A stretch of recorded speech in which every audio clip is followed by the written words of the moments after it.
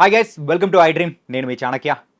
మనము చాలా వీడియోస్లో కూడా అమ్మాయిల స్కిన్ కేర్ గురించి మనం వింటూ ఉంటాం. కానీ అబ్బాయిల స్కిన్ కేర్ గురించి ఎప్పుడైనా విన్నామా? మరి అబ్బాయిలు కూడా ఈ మధ్య స్కిన్ గురించి చాలా వరకు కేర్ తీసుకుంటున్నారు. మరి వాళ్ళు తీసుకునే జాగ్రత్తలు ఎలా తీసుకుంటే బావుంటుంది? అంటే ఏ క్రీమ్స్ వాడితే బావుంటుంది?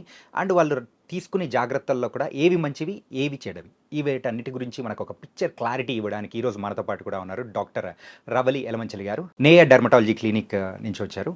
మరి మేడంతోనే మాట్లాడదాం. హాయ్ మ్యామ్, హాయ్ అండి. ఎలా ఉన్నారు? All good. Thank you. Before starting the show, so మీరైతే చాలా సూపర్‌గా ఉన్నారు. ఈ స్కిన్ కేర్ రొటీన్‌ని చాలా సూపర్‌గా ఫాలో అవుతున్నారు. Thank you. Thank you. And as a డాక్టర్‌గా, యాస్ ఎ డెర్మటాలజిస్ట్‌గా అలా సాధ్యమైందా? లేకపోతే ఎలా మ్యామ్? ఆ కేర్ తీసుకోవడం వల్లనా? డెఫినెట్‌లీ డర్మటాలజిస్ట్‌ని కాబట్టి ఏది ఎలా చేయాలో బెటర్ ఐడియా ఉంటుంది. And also I think thanks to my parents, good genetics, that's all. Okay. And recent టైమ్స్‌లో అయితే ఫ్రమ్ పాస్ట్ ఫ్యూ ఇయర్స్ అమ్మాయిలకు పోటీగా అబ్బాయిలు కూడా స్కిన్ కేర్ అనేది కూడా తీసుకోవడం మొదలు పెడుతున్నారు. అవును. అండ్ మార్కెట్‌లో కూడా అబ్బాయిలకు తగ్గట్టు ఆ క్రీమ్స్ కానీ, వాటికి సంబంధించిన ప్రొడక్ట్స్ కానీ అన్నీ వస్తూ ఉన్నాయి. యాహ్! అండ్ వాళ్ళు ఎలాంటి జాగ్రత్తలు తీసుకుంటే వాళ్ళ స్కిన్‌ని కాపాడుకోవచ్చు? డెఫినెట్‌లీ ఈ మధ్య కాలంలోనే స్కిన్ కేర్ ఇన్ మెన్ అనేది ఎక్కువ అవుతుంది. బట్ యాస్ సచ్ చూస్తే స్కిన్ ప్రాబ్లమ్స్ మెన్‌లోనే ఎక్కువ కామన్‌గా చూస్తా ఉంటాం more than women. I'm talking about skin problems. Skin problems. Okay. So in general skin care అనేది ఎక్స్‌పోజర్ పెరగటం వల్ల అమ్మాయిల్లో ఎలా పెరిగిందో అబ్బాయిల్లో కూడా పెరుగుతుంది. Everybody wants to look good అందులో. Yeah!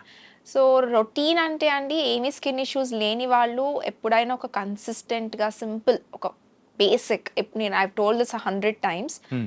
Basic cleanser, sunscreen, moisturiser routine maintain చేస్తే సరిపోతుంది.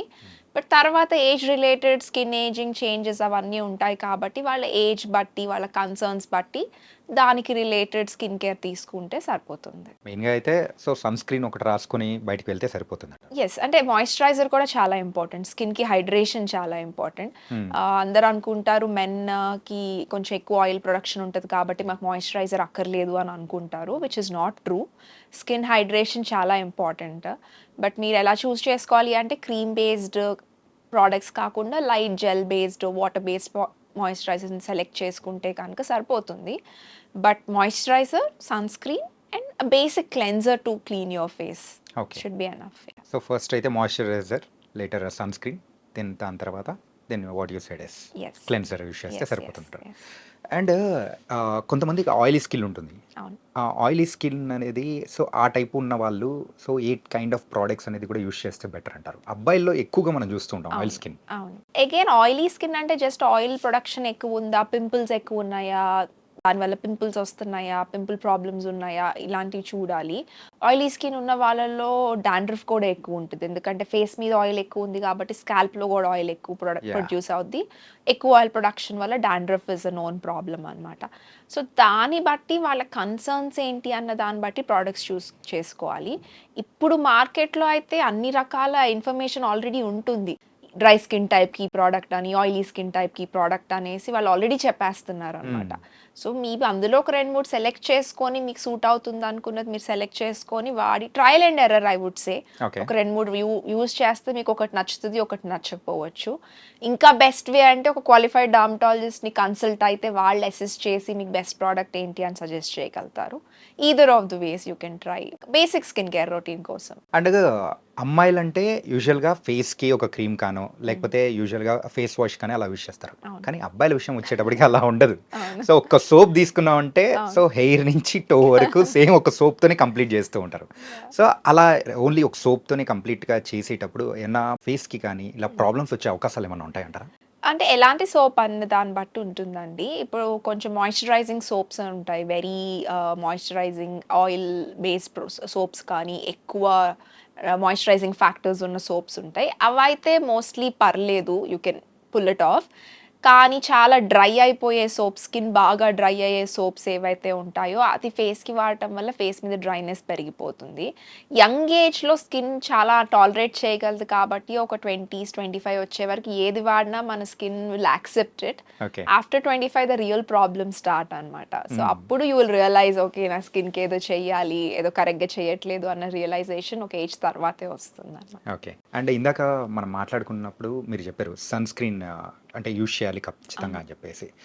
సన్ స్క్రీన్ అనేది యూజువల్‌గా బయట సన్ ఉన్నప్పుడు మాత్రం యూజ్ చేయాలా? లేకపోతే ఇండోర్‌లో ఉన్నప్పుడు కూడా యూజ్ చేయాలా? ఎలా అంటే ఎలాంటి సిట్యుయేషన్‌లో మనం సన్ స్క్రీన్ యూజ్ చేయాలంటారు?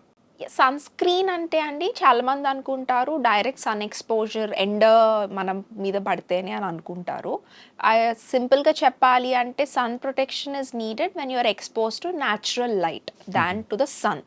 సో మీరు ఒక రూమ్‌లో కూర్చొని మీకు విండోలో నుంచి మంచిగా బయట నుంచి వెలుతురు న్యాచురల్ లైట్ వస్తుంది అంటే even in that kind of a room you will need a sunscreen. Okay. And ఇప్పుడు ఈ మధ్య కాలంలో వచ్చే బ్లూ లైట్ వల్ల స్క్రీన్స్ నుంచి వచ్చే లైట్ వల్ల వల్ల కూడా ఒక సర్టెన్ డ్యామేజ్ ఉంటుంది. సో వాటి నుంచి ప్రొటెక్ట్ చేసే సన్ స్క్రీన్స్ కూడా మనకి అవైలబిలిటీ ఉంది అనమాట.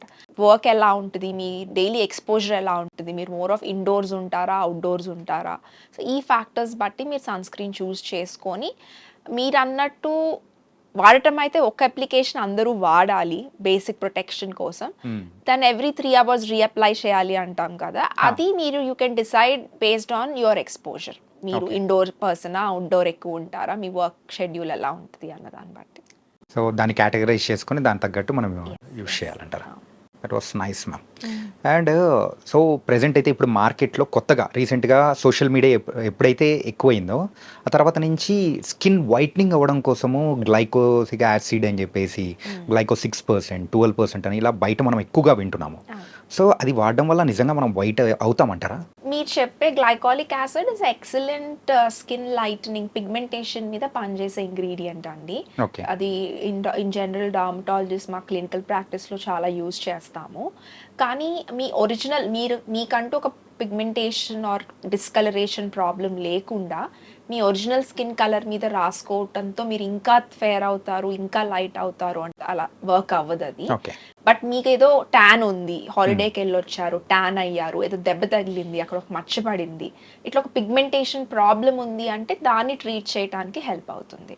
But in general me natural skin కలర్ని మార్చడానికి హెల్ప్ చేయదు. It was very very nice ma'am. చాలా ఇన్ఫర్మేషన్ అనేది కూడా మా అబ్బాయిలకు చాలా చక్కగా ఇచ్చేశారు. Thank you so much. Thank you అండి, థ్యాంక్ యూ సో మచ్.